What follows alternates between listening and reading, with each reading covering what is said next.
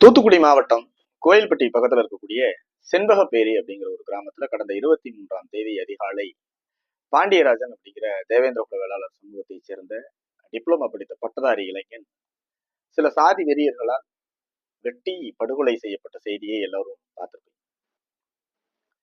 அதை கண்டிச்சு நேத்து காலையில புதிய தமிழ்ச்சியுடைய இளைஞரணி தலைவர் திரு டாக்டர் சியாம் கிருஷ்ணசாமி அவர்களுடைய தலைமையில ஒரு பெரிய ஆர்ப்பாட்டம் கோயில்பட்டியில நடந்தது.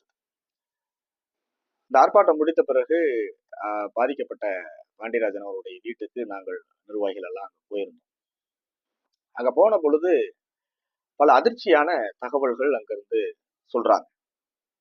சம்பந்தப்பட்ட அந்த செண்பகப்பேரி கிராமத்துல தேவேந்திர குல வேளாளர் சமூகத்தை சேர்ந்த குடும்பம் ஒரு 15 குடும்பங்கள் இருந்திருக்கு முன்னால. இடையில ஒரு 3-4 குடும்பம் காலி பண்ணி போயிடுறாங்க. இப்போ ஒரு 10-11 குடும்பம் மட்டும் அந்த ஊர்ல இருக்கிறாங்க. பூர்வீகமான ஊர் அந்த தேவேந்திர குல வேளாளர்களுக்கு அந்த செண்பகப்பேரி அப்படிங்கிறது பூர்வீகமான ஊர். அங்க கள்ளர் சமூகமும் மறவர் சமூகமும் ஒரு 200 அப்படின்ட்டு ஒரு 400-450 வீட்டுக்கிட்ட இருக்கிறாங்க. அவங்களுக்கு கோயில் இருக்குது. அவங்க கோயில் கும்பிடுவாங்க. ஊருக்குள்ளேயே தேவர் சிலை இருக்குது. இவங்களுக்கு தேவேந்திர குல வேளாளர்களுக்கு கோயில் கிடையாது. ஏதோ ஒரு சின்ன சாமி ஒண்ணு இருக்கு, அவங்க ஊர் தெய்வம். அது அந்த கம்மாக்கரையில் இருக்குது. திருவிழாலாம் அவங்க எடுக்கிறது கிடையாது. அவங்க சும்மா போய் யாராவது அவங்களுக்கு நேர்த்தி கடன் இருந்துச்சுன்னா போய் அங்க வேண்டி ஒரு கெடாவோ கூலியோ வெட்டிட்டு கும்பிடுறது, அவ்வளவுதான்.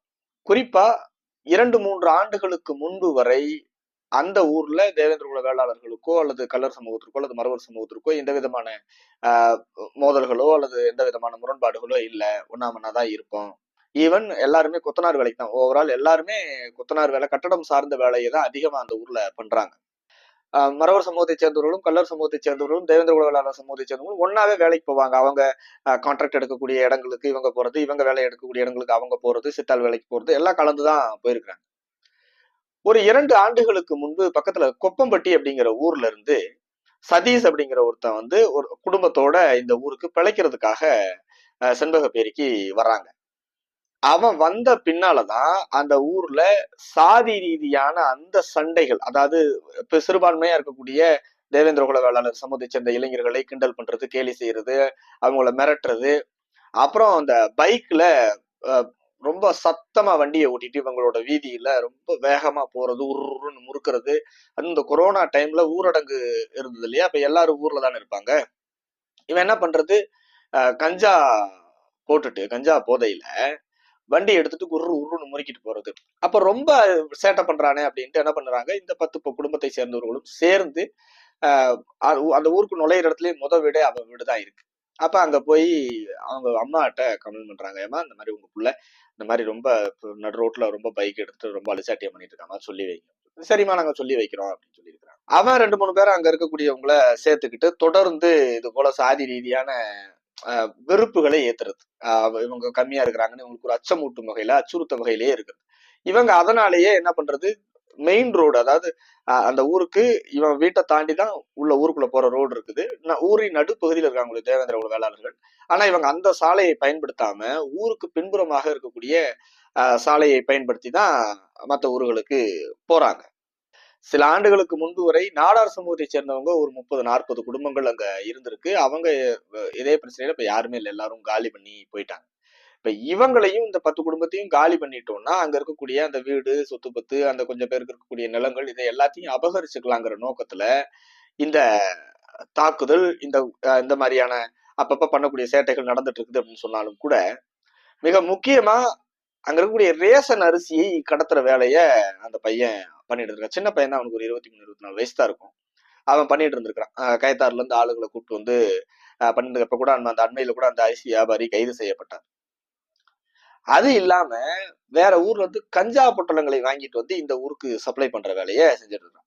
குறிப்பா அந்த கஞ்சா போதை, அந்த கஞ்சாவுக்காக தான் இந்த பசங்க அவங்கிட்ட கொஞ்சம் பழகிட்டு இருக்கிற மாதிரி இருந்திருக்கிறாங்க. அதுல குறிப்பா கொஞ்சம் அது எல்லாருக்கும் இருக்கும்ல, சிலருக்கு இருக்கும்ல, அந்த எண்ணத்துல இவங்க கூட கொஞ்சம் க்ளோஸா 2-3 நண்பர்கள் இருக்காங்க. அந்த நண்பர்ல ஒருத்தன் தான் இப்ப அந்த மதன் ஒருத்தன் இவங்க கூட சேர்ந்து அந்த கொலை சம்பவத்துல ஈடுபட்டு இப்ப கைது செய்யப்பட்டிருக்காங்க. இந்த 2 பேர் மட்டும் இல்லாம பக்கத்துல இன்னும் 3 பேர் வந்திருக்கிறாங்க. அந்த 5 பேர் சேர்ந்துதான் இந்த பையனை கொலை செஞ்சிருக்கிறாங்க. அது அதிகாலையில அவங்களுடைய காலை கடன்களை கழிப்பதற்காக அந்த அவுட் சைடு தான் போக வேண்டிய சூழல் இருக்கு. அதனால எல்லாரும் போயிட்டு வந்திருக்காங்க. அதுக்கு முன்னாலதான் அவங்க சித்தப்பா போயிட்டு வந்திருக்காரு, அவங்க சொந்தக்காரங்க போயிட்டு வந்திருக்காங்க. அப்ப எல்லாம் இந்த பையன் போகும் பொழுது போனை பார்த்துட்டே போற வழக்கம் உள்ளவன். அப்படி போனை பார்த்துட்டே நடந்து போகும் பொழுது பின்னால வழியா கழுத்துல வெட்டி கொன்னுட்டாங்க. கொலை நடந்த பிறகு உடனடியாக ஒரு கொலைகாரன் ஒரு வெட்டி கொன்னுட்டானா என்ன பண்ணுவான்? பயந்துட்டு ஓடிடுவான். கொன்னாச்சு வச்சாச்சு, இந்த இடத்துல இருக்கக்கூடாது அப்படின்னு ஒரு அப்ஸ்கேண்ட் ஆகிறதுக்காக, தலைமறைவாகிறதுக்காக தெரிச்சு ஓடுவான். இதுதான் நம்ம இது வரைக்கும் கேள்விப்பட்டுக்கிறோம். பெரிய காசுக்காக கொலை செய்யக்கூடிய கூலிப்படை 20-30 கொலை சம்பவங்கள்ல ஈடுபட்ட குற்றவாளிகளும் கூட கொலை செய்து விட்டு தப்பிச்சு ஓடிட்டாங்க, அதுக்கப்புறம் காவல்துறை தேடி பிடிச்சிச்சு அப்படிங்கிற செய்தியை தான் நம்ம படிச்சிருக்கிறோம். ஆனா இவன் என்ன பண்ணிருக்கிறான்? கொலை பண்ணிட்டு கொலை செஞ்ச அந்த ஆயுதத்தை வீட்டுல கழுவிட்டு எல்லாம் எடுத்து சாவகாசமா, அப்ப எப்படி இருக்கு பாருங்க, எவ்வளவு தூரம் உச்சகட்ட கஞ்சா போதை இருக்கு பாருங்க. இந்த கஞ்சா பொட்டலம் விற்கிறதையும் அரிசி கடத்துறதையும் தான் அதிகாரிகள்கிட்ட அந்த பையன் சொல்லி கொடுத்துட்டான் அப்படின்னு அலிகேட் பண்ணப்படுது. அதுல இருந்துதான் அந்த இது ஏற்படுது, அந்த முரண்பாடு ஸ்ட்ராங் ஆகுது.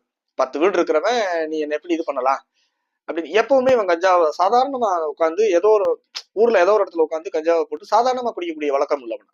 அந்த ஊர்லயே எப்ப அவங்ககிட்ட எல்லாம் பேச முடியாது நம்மளால அப்படின்னு அந்த ஊர்ல அந்த சமூகத்தை சேர்ந்தவர்களே விலகிடுறாங்க. அந்த பையன் கள்ள சமூகத்தை சேர்ந்தவன், அந்த சமூகத்தை சேர்ந்தவங்களும் விலகிடுறாங்க. மறவர் சமூகத்தை சேர்ந்தவங்களும் அவங்களுக்கு ஆண்டு ஒரு முறை அவங்க 2 பேத்துக்குமே திருவிழா நடக்கும் பொழுது 2 பேரும் ஒன்னா கும்பிடுவாங்க. கல்லூரும் மறவரும் கும்பிடுவாங்களாம். அந்த திருவிழாவின் பொழுது மறவர் சமூகத்தை சேர்ந்தவங்க ப்ராப்பரா அந்த கணக்கு வழக்குகளை ஒப்படைப்பாங்க. பட் இந்த கல்லர் சமூகத்தை சேர்ந்தவர்கள் கணக்கு வழக்கு ஒப்படைக்கிறது இல்லை அப்படின்னு அங்க அவங்களுக்குள்ளேயே தகராறு வரும். அந்த தகராறுலயே கூட இவனுடைய சலம்பல் கொஞ்சம் அதிகமா இருக்கும் அப்படிங்கிற மாதிரி இவன் மேல அவங்களே குற்றச்சாட்டு வளர்வுக்கு ஒரு ரவுடித்தனம் பண்ணக்கூடிய ஆளுகளா இருக்கிறான். ஏற்கனவே அந்த பக்கத்து ஊர்ல பாண்டவர் மங்கலம் ஒரு ஊர் இருக்கு. அந்த ஊர்ல தேவேந்திர உலகளர் சமூகத்தை சேர்ந்தவங்க வசிக்கிறாங்க. அங்க தியாகி இமானுவேல் சேகரனாருடைய ஒரு மணிமண்டபம் இருக்கு. அந்த மணிமண்டபத்தில் இருக்கக்கூடிய போட்டோல இவன் அந்த சாணியை கரைச்சு சில தினங்களுக்கு முன்பு ஊத்தி அது கூட அண்மையில ஒரு வழக்காயிருக்கு. அப்ப இவன் ஒரு ஹெபிச்சுவல் அஃபெண்டர், குற்றவாளிகளோடு தொடர்பு, நிறைய பெரும் பெரும் குற்றவாளிகளோடு இவனுக்கு தொடர்பு உண்டு. அந்த போதை வஸ்துக்கள் பயன்படுத்தக்கூடிய, போதை வஸ்துக்கள் விற்கக்கூடிய அந்த கூட்டங்களோட தொடர்பு. இவன் ஹெபிச்சுவல் அஃபெண்டர்ஸா இருக்கக்கூடிய சமூக ரீதியான குற்றச்செயல்களில் ஈடுபடக்கூடியவர்கள்ட்ட நிறைய அவனுக்கு தொடர்பு உண்டு. இவனோட தொடர்பு உள்ளவர்கள் பலருக்கும் வழக்கு இருக்குது. இந்த 2 பேரை மட்டும் கைது செய்துட்டு காவல்துறை என்ன பண்ணுதுன்னா அந்த மீதம் இருக்கக்கூடியவங்களை இன்னும் கணக்கிலேயே சேர்க்காம காலம் தாழ்த்துது. இதெல்லாம் கண்டிச்சுதான் நேற்று அந்த ஆர்ப்பாட்டம் நடத்தணும். ஆர்ப்பாட்டம் நடத்திய பிறகு அங்க போய் அந்த ஊரெல்லாம் பார்த்துட்டு இளைஞரணி தலைவர் அவர்கள் காவல்துறை அதிகாரிகிட்ட கேட்டாங்க. அங்க பாருங்க, கொலை செய்யப்பட்டது பாண்டியராஜன் இங்க, இவங்க 10 வீடு தான் இருக்கிறாங்க. ஒரு கடைகள் தண்ணிக்கு கூட போறதுக்கு தனியா போறதுக்கு பயந்துட்டு 2-3 பேர் போகக்கூடிய சூழ்நிலை அங்க இருக்குது. அவங்க 400-450 குடும்பங்கள் இருக்கிறாங்க அப்படிங்கிற அந்த சிக்கல் இருக்குது. ஆனா காவல்துறை அங்க இருக்கக்கூடிய தேவர் சிலைக்கு ஒரு 15 போலீஸும், கொலை செஞ்சான் பாருங்க அவன் அந்த சதி, அவனுடைய வீட்டுக்கு ஒரு 10-20 காவல் போலீஸையும் போட்டுட்டு இடைப்பட்ட தூரத்துல இவங்க வீட்டுக்கு ஒரு போலீஸ கூட போடுறது. எப்படின்னு பாருங்க, அச்சத்தில் இருக்கக்கூடியவர்களுக்கு த்ரெட் இருக்கக்கூடிய இடத்துக்கு காவல்துறையை பந்தோபஸ்துக்கு பாதுகாப்புக்கு போடாம தேவர் சிலைக்கும் குற்றவாளியோட வீட்டுக்கும் காவல்துறை பாதுகாப்பு போட்டிருக்கு. அப்புறம் இளைஞரணி தலைவர் அவர்கள் அங்க அந்த அந்த அந்த பொறுப்பு இன்ஸ்பெக்டர் அவங்கள்ட்ட போன் அடிச்சு அப்படியே பேசினாங்க. அப்ப உடனே பண்ணித்தரேன் அப்படின்னு சொன்னாங்க. குற்றவாளிகளையும் விரைவா கைது பண்ண சொன்னாங்க. தொடர்ந்து கட்சியில இருந்து அதை ஃபாலோ பண்ணிட்டு இருக்காங்கனாலும் கூட இந்த சாதி வெறியும் கஞ்சாவும் எவ்வளவு பெரிய ஒரு இழப்பை அந்த ஊருக்கு அந்த குடும்பத்திற்கு ஏற்படுத்தியிருக்கு பாருங்க. ஆபரேஷன் கஞ்சா அது இதுன்னு படம் தான் காமிக்கிறதே தவிர அந்த அரசாங்கம் எந்த விதமான நடவடிக்கைகளும் இல்லை. அப்படியே சாதாரணமா புழங்குது. முக்குக்கு டாஸ்மாக் இருக்குது, கள்ளச்சாராயம் இருக்குது, அது போக கஞ்சாவும் இருக்குது. எல்லா போதை வஸ்துக்களும் எந்த விதமான கட்டுப்பாடுமின்றி ஊர்களுக்குள் புழங்குது. அந்த போதை தான் இத்தனை குற்றச்சம்பவங்களுக்கும் காரணமாகுதுன்னு தெரிஞ்சதுக்கு அப்புறமும் கூட அது குறித்து ஒரு சின்ன நடவடிக்கைகள் இருக்காம தன் மகனையும் துணை முதல்வர் ஆக்குறதுக்கு தான் மும்முரம் காட்டுறாங்களே தவிர, சாராய அமைச்சர் ஒரு நாள்ல வெளியில வந்து அடுத்த நாள் காலையில குளிச்சுட்டு பல்லுவலிக்கு போறாரு, போனே அமைச்சர் பதவி. இதுலதான் தீவிரம் காட்டுதே தவிர இந்த தமிழ்நாடு அரசு, இந்த விடியாமுஞ்சி அரசு இவ்வளவு பெரிய ஒரு சமூக ரீதியான ஒரு பிரச்சனை நடந்துகிட்டு இருக்கு. தொடர் படுகொலைகள் நடந்துட்டு இருக்கு. ஆட்சி ஏற்றதுல இருந்து இது வரைக்கும் 60 படுகொலைகளுக்கு மேல தேவேந்திர குல வேளாளர் சமூகத்தை சேர்ந்தவங்க தென் மாவட்டத்தில் படுகொலை செய்யப்பட்டிருக்கிறாங்க. பெரிய தாக்குதல் நடந்துட்டு இருக்குது. நாடார் சமூகத்தை சேர்ந்தவங்க, யாதவர் சமூகத்தை சேர்ந்தவங்க, ஒரு குறிப்பிட்ட சமூக பின்புலம் கொண்டவர்களால் தாக்குதலுக்கு உள்ளாகிட்டு இருக்கிறாங்க. சமூக நீதினு வாய்களையே பேசக்கூடிய இந்த அரசாங்கம், ஸ்டாலின் கவர்மெண்ட், முத்துவேல் கருணாநிதி ஸ்டாலின் தன்னை பெருமையை அழைச்சுக்கிறவரு, ஒரு நடவடிக்கை, ஒரு பயம் இருக்கா? குற்றச்சம்பவங்களை செய்வங்களுக்கு ஒரு பயம் இருக்கா? கஞ்சா விற்கிறவனுக்கு ஒரு பயம் இருக்குதா? எந்த விதமான பயமும் இல்லாமல் குற்றவாளிகள் சுதந்திரமா சுத்திட்டு இருக்கிற நாடுல சாமானியர்கள் எப்படி சுதந்திரமா நடமாட முடியும்? இதில் தலை நிமிர்ந்து தமிழகம் சொல்லிட்டு வாய்கிலேயே வேற வசனங்கள். அசிங்கமா இருக்கு, அவமானமா இருக்கு. இந்த தமிழ்நாட்டினுடைய பாரம்பரியம் வரலாறும் மிக நீண்ட நெடியது. அதை கெடுக்கும் வகையில, அதை சிதைக்கும் வகையில இப்படி சும்மா வாயிலே பந்தல் போட்டிருக்காம இனியாவது ஒரு துரிதமான நடவடிக்கை எடுத்து காவல்துறையை சுதந்திரமா செயல்பட விட்டு சில சமூகத்தை சேர்ந்தவங்களை சில பகுதிகளில் பணி நியமனம் செய்யப்படக்கூடாது. அப்படி அதையெல்லாம் முறையா ஒரு ஆய்வு பண்ணி குற்றவாளி குற்றம் செய்யறான், கொலை செய்யும் அளவிற்கு குற்றம் செய்யறான்னா அவனை 2 மாசத்துல ஜாமீன் கிடைக்கக்கூடிய அளவுக்கு சார்ஜ் ஷீட் ஃபைல் பண்ணி ஒரு சாதாரண மெத்தனமா அந்த வழக்கை கையாண்டு அவன் எளிமையா வெளியில ஒரு 6-7 மாசம் கழிச்சு மீண்டும் ஒரு கொலைகாரன் ஆயிடும். ஒரு கொலை செய்யற வரைக்கும் தான் அவனுக்கு அந்த அச்சம் இருக்குது, அந்த பயம் இருக்குது. அதுக்கப்புறம் இவ்வளவுதான் போலீஸா, இவ்வளவுதான் தண்டனையான்னு தெரிஞ்சுட்டா அவன் ரொம்ப ஈஸியா கொலைகாரன் ஆயிடும். ஒட்டுமொத்தமாக இந்த சமூகம் சீரழிந்து வன்முறையாளர்களாக வாழவே தகுதியற்ற நிலமா இந்த தமிழ்நாடு மாறிக்கிட்டு இருக்கு. அதுலயும் குறிப்பாக தென் தமிழகம் கட்டவிழ்த்து விடப்பட்டு கொஞ்சம் கூட கட்டுப்பாடு இல்லாத பகுதியாக இருக்கு. யார் வேணாலும் எங்க வேணாலும் தனது கோபத்தை காமிச்சுக்க முடியும்னா அப்புறம் சட்டம் என்ன, அரசாங்கம் என்ன, காவல்துறை என்ன, 24 மணி நேரம் போதும். காவல்துறை நினைச்சதுன்னா குற்றங்களை தடுக்க, குற்றவாளிகளை ஒடுக்க 24 மணி நேரம் போகுது. ஆனால் 4 நாளைக்கு ஒருக்கா, 5 நாளைக்கு ஒருக்கா வெட்டி படுகொலை, வெட்டி படுகொலை, வெட்டி படுகொலை, சென்னையில படுகொலை, திருச்சியில படுகொலை, திண்டுக்கல்ல படுகொலை, தூத்துக்குடியில படுகொலை, திருநெல்வேலியில படுகொலை, செய்தி வந்துகிட்டே இருக்கு. வெக்கமா இல்ல? இனியாவது திருந்தணும். இது சாதாரண இழப்பு கிடையாது. ஒரு உயிர் என்பது, நான் ஏற்கனவே எப்போதும் சொல்வதை போல, ஒரு உயிர் என்பது ஒரு உயிர் அல்ல.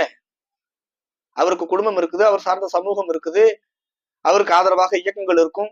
இப்படி இது தமிழ்நாடு முழுவதும் வைப்ரேட் ஆகக்கூடிய, தமிழ்நாடு முழுவதும் எதிரொலிக்கக்கூடிய ஒரு குற்றமாக மாறும் பொழுது, பிரச்சனையாக மாறும் பொழுது, இதில் அரசாங்கம் ஒரு முழு கவனம் செலுத்தி அதை ஒடுக்கணும், அதை தடுக்கணும். சாதி பார்த்து காவல்துறை செயல்படுறாங்களா, காவல்துறையில சாதி ரீதியாக இருக்குதா, அதுக்கு தான் ஏற்கனவே அந்த இது இருக்கு, அந்த சட்டம் இருக்குது.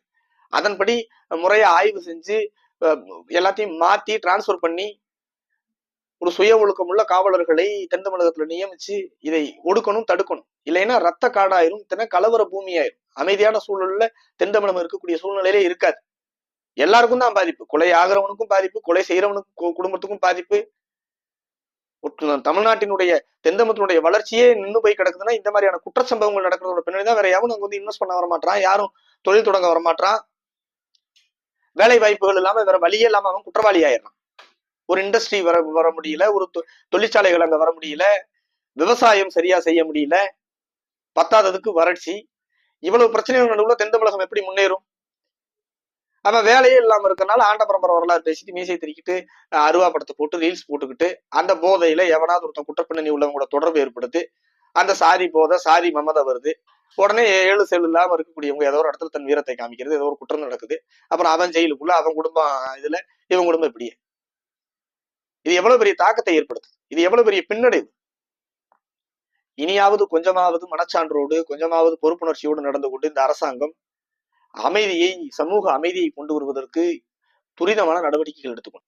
இல்லைன்னா எத்தனையோ 100 ஆண்டு காலம் இந்த சமூக தளத்தில் தமிழ்நாடு பின்தங்கி போகக்கூடிய சூழலை நிச்சயமாக இது உருவாக்கும்.